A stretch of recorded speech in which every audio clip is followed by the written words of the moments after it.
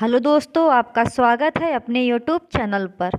तो दोस्तों, आपका जो 29 दिसंबर को पेपर हुआ था उसमें जो मैथ्स और साइंस के क्वेश्चंस पूछे गए थे, तो उसमें मुझे जो क्वेश्चंस मिले हैं मैं आज उनका सॉल्यूशन आपको प्रोवाइड कर रही हूँ। तो दोस्तों, आपका ये मैथ्स का क्वेश्चन पूछा गया था, एक ठोस लंबवृत्तीय बेलन के आधार का वक्र पृष्ठीय क्षेत्रफल और परिधि क्रमशः 2200 सेंटीमीटर स्क्वायर और 110 सेंटीमीटर हैं। बेलन की ऊंचाई ज्ञात कीजिए। तो दोस्तों, ठोस लंबवृत्तीय बेलन के आधार का जो वक्र पृष्ठीय क्षेत्रफल का फॉर्मूला होता है, बेसिकली इंग्लिश में कहते हैं कर्व्ड सरफेस एरिया, CSA। तो CSA का फार्मूला होता है आपका, सिलेंडर के CSA का फार्मूला होता है 2πRh, 2πRh। और आपका जो सर्किल का सरकमफ्रेंस होता है वो होता है आपका 2πR। तो क्या करोगे आप, सर्किल के सरकमफ्रेंस से आप R की वैल्यू फाइंड कर लोगे। तो जब आप R की वैल्यू फाइंड कर लोगे तो आपकी R की वैल्यू आएगी, तो आपकी रेडियस आएगी 35/2। और उसके बाद आपको हाइट फाइंड करनी है सिलेंडर की, 2πRh।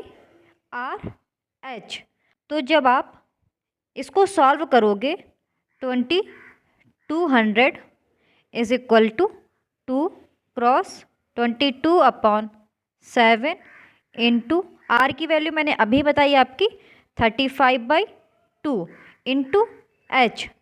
अब सिर्फ आपको H की वैल्यू फाइंड करनी है, आपकी ये एक इक्वेशन बन जाती है। तो आप इस इक्वेशन को सॉल्व करोगे, आप H की वैल्यू फाइंड करोगे, क्या हो जाएगा 22/100 में ये वैल्यू अपॉन में आ जाएगा। और जब आप डिवाइड करके सॉल्व करोगे तो आपका जो फाइनल आंसर आएगा H की वैल्यू वो आएगी आपकी 20 सेंटीमीटर। आप इस इक्वेशन को सॉल्व कर दीजिएगा और आपका आंसर आ जाएगा 20 सेंटीमीटर। आपका अगला क्वेश्चन पूछा गया था, एक घनाभ का आयतन 864 घन सेंटीमीटर है, यदि आधार का क्षेत्रफल 108 वर्ग सेंटीमीटर है तो इसकी ऊंचाई कितनी है। दोस्तों, मैं आपको कुछ फार्मूले बता देती हूँ, वही आप पुट करोगे तो आप इसको फाइंड कर लोगे। घनाभ का आयतन का फार्मूला होता है लंबाई इंटू चौड़ाई इंटू ऊंचाई, length into breadth into height. और आधार का क्षेत्रफल होता है लंबाई इंटू चौड़ाई। तो दोस्तों, आप जब फार्मूला से वैल्यू फाइंड करोगे तो आपका जो फाइनल आंसर आएगा वो आएगा आपका 8 सेंटीमीटर। तो आपका सेकंड का ऑप्शन दूसरा सही हो जाएगा। दोस्तों, स्क्रीन में बनता नहीं है पूरा क्वेश्चन सॉल्व करते हुए, बार बार वैल्यू कट करनी पड़ती है, इसीलिए मैं आपको फार्मूला बताती रहूँगी और आप सॉल्व कर लीजिएगा। आपका अगला क्वेश्चन पूछा गया था, एक समबाहुभुज के एक शीर्ष पर अंतः और बाह्य कोणों के बीच का अंतर 144 डिग्री है, बहुभुज की भुजाओं की संख्या कितनी होगी। तो दोस्तों, जब इसे आप सॉल्व करोगे तो आपका इसका फाइनल आंसर आएगा 20। तो इसका आंसर दूसरा सही हो जाएगा 20। बहुभुज की भुजाओं की संख्या 20 आपकी निकल आएगी। आपका अगला क्वेश्चन पूछा गया था, यदि बहुलक और माध्यिका का अनुपात 13:9 है तो अनुभविक संबंध का उपयोग करते हुए माध्य और बहुलक का अनुपात ज्ञात कीजिए। बेसिकली आपको एम्पेरिकल फॉर्मूला लगाना है। तो आपका इसका जो फॉर्मूला होता है वो होता है आपका mode is equal to 3 median minus 2 mean. Hindi में इसको बोलते हैं बहुलक इज इक्वल टू 3 माध्यिका माइनस 2 माध्य। तो दोस्तों, अब सिंपल सा आपको माध्य और बहुलक का अनुपात निकालना है। तो इसमें बहुलक और माध्यिका का अनुपात दिया गया है, आप माध्य इसमें निकाल लेंगे। माध्य जब आप फाइंड करोगे आपके माध्य की वैल्यू आ जाएगी 7। तो आपका मीन निकलेगा वो आ जाएगा आपका 7। और क्वेश्चन में क्या पूछा गया था, माध्य और बहुलक का। तो बहुलक का ऑलरेडी कितना दिया गया है 13, तो आपका 7 रेशियो। तो आपका जो आंसर आएगा वो आपका हो जाएगा 7:13। तो आपका ऑप्शन फोर्थ सही हो जाएगा 7:13। आपका अगला क्वेश्चन पूछा गया था सरल कीजिए। तो बेसिकली आपको सिंप्लीफाई करना है इस इक्वेशन को।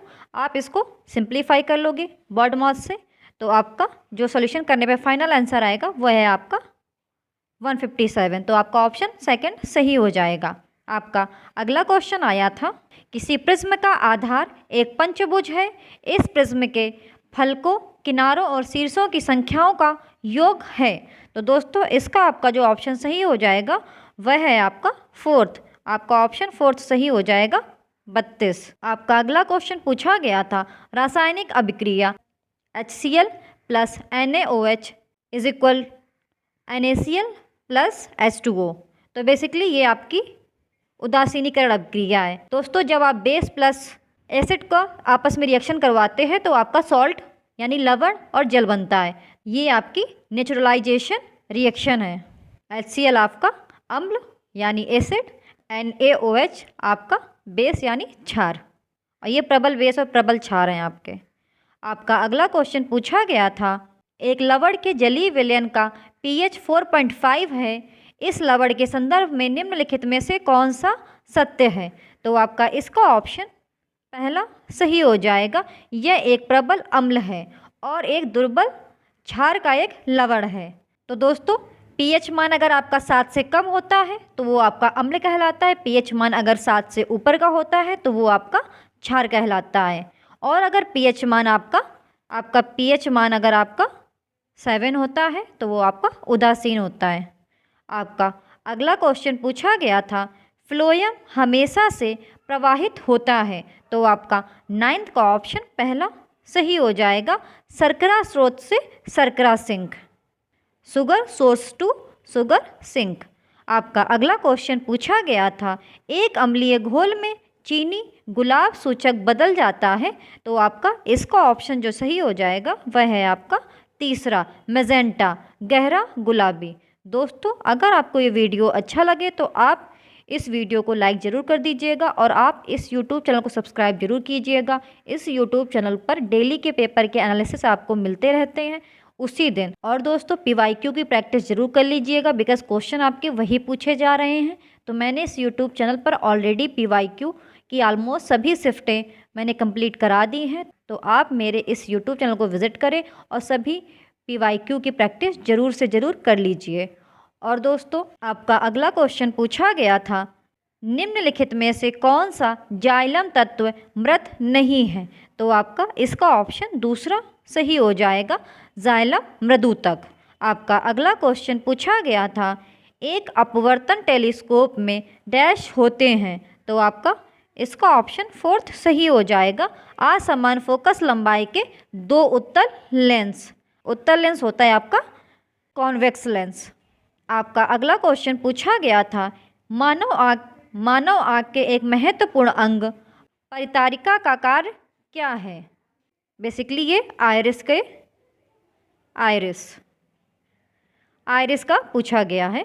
तो आपका इसका ऑप्शन पहला सही हो जाएगा, पुतली के आकार को नियंत्रित करना। आपका अगला क्वेश्चन पूछा गया था, मस्तिष्क का कौन सा हिस्सा सभी प्रकार की संज्ञानात्मक, संवेगात्मक और प्रेरक क्रियाकलापों को संपादित करता है। तो आपका इसका ऑप्शन दूसरा सही हो जाएगा, मध्य मस्तिष्क। आपका अगला क्वेश्चन पूछा गया था, एक समान वृत्तीय गति में त्वरण की दिशा के किसके अनुदिश होती है। त्वरण की दिशा किसके अनुदिश होती है। तो आपका इसका ऑप्शन फोर्थ सही हो जाएगा, वेग के लंबवत दिशा। आपका अगला क्वेश्चन पूछा गया था, एक बार चुंबक के कारण बल की चुंबकीय रेखाएं प्रतिच्छेदन नहीं करती हैं क्योंकि। तो आपका इसका ऑप्शन फर्स्ट सही हो जाएगा, एक बिंदु पर हमेशा एक एकल शुद्ध चुंबकीय क्षेत्र होता है। आपका अगला क्वेश्चन पूछा गया था, यदि a minus B is equal to 2 और a इक्वल टू 15 तो a प्लस बी स्क्वायर का मान ज्ञात कीजिए। तो दोस्तों आप इसे कैसे सॉल्व करोगे, आप फार्मूला यूज़ करोगे, a plus B square minus a minus B square is equal to 4ab। a plus B square minus a minus B square is equal to 4ab। आपकी ए बी की value given है, आपका a minus B की value given है। आप इसे solve करेंगे तो आपका a प्लस बी स्क्वायर की वैल्यू आएगी 64। दोस्तों मुझे जो क्वेश्चन मिले थे कि इस तरह आपके क्वेश्चन आए हैं या आए होंगे, उनका मैंने आपको प्रॉपर सॉल्यूशन करा दिया है। दोस्तों आपको वीडियो कैसा लगा आप कमेंट सेक्शन में ज़रूर बताइएगा, और आपको इस यूट्यूब चैनल पर ऐसे ही वीडियोस मिलते रहेंगे, और इस यूट्यूब चैनल पर आपको डेली पेपर की एनालिसिस मिलती रहती है। तो आप इस यूट्यूब चैनल को सब्सक्राइब ज़रूर कर लीजिए। जो क्वेश्चन मुझे उसी दिन मिल जाते हैं उनके मैं प्रॉपर सोल्यूशन आपको उसी दिन प्रोवाइड कर देती हूँ, और जो मुझे बाद में मिलते रहते हैं क्वेश्चंस कि ऐसे आए होंगे या आए थे, तो उनके भी मैं आपको solution day by day provide करती रहती हूँ। तो प्लीज़ आप इस यूट्यूब चैनल को सब्सक्राइब ज़रूर कर लीजिए। Thank you for watching the videos.